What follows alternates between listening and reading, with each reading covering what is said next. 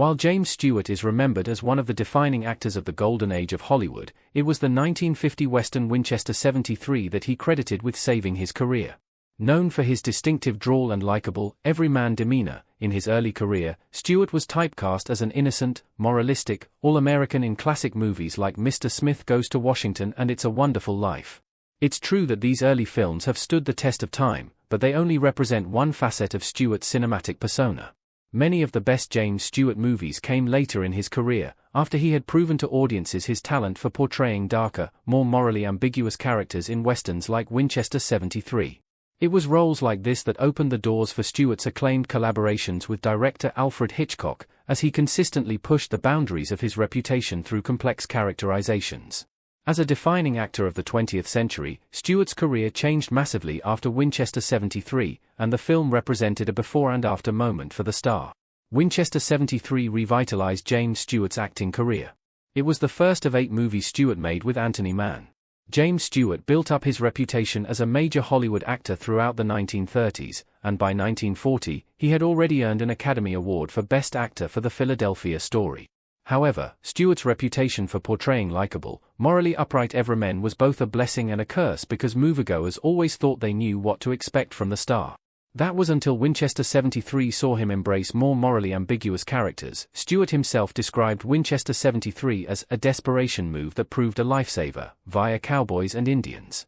As a film that opened new avenues for the kind of stories Stewart could tell, Winchester 73 was not only his first Western movie since Destry Rides Again 13 years prior, but also pushed the boundaries of what audiences could expect from the star.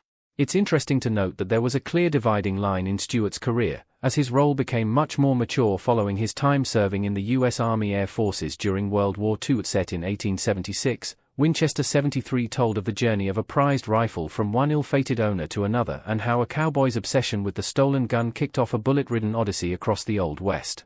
This was the first of 8 collaborations between the actor and director Anthony Mann.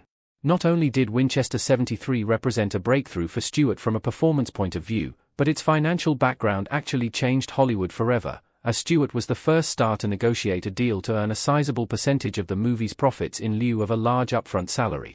Winchester 73 showcased a side of James Stewart that was always there. Stewart's earlier roles also hint at his darker side. James Stewart as John Scotty Ferguson dangling from a building in Vertigo. While Winchester 73 was a turning point for James Stewart's career that would lead to later roles such as in Rear Window and Vertigo for Alfred Hitchcock, there were hints at his darker side in early performances. Take It's a Wonderful Life for example. While this film is a beloved holiday classic that countless viewers watch every holiday season, George Bailey's plans to commit suicide on Christmas Day were also deeply troubling, and the holiday cheer that many associate with the film was balanced with deeply serious themes of grief, personal loss, and dissatisfaction. However, there was also a clear dividing line that occurred in the post-war years, with director Martin Scorsese even stating, if the pre-war Stewart stood for something essentially American, then the post-war Stewart stood for something truly universal. Scorsese added, it's difficult to think of another American star who remade his own image so thoroughly, or so bravely. In a career filled with some truly iconic roles, Winchester 73 may not be James Stewart's best-known part, but it was certainly among the most important as it paved the way for all that was to follow.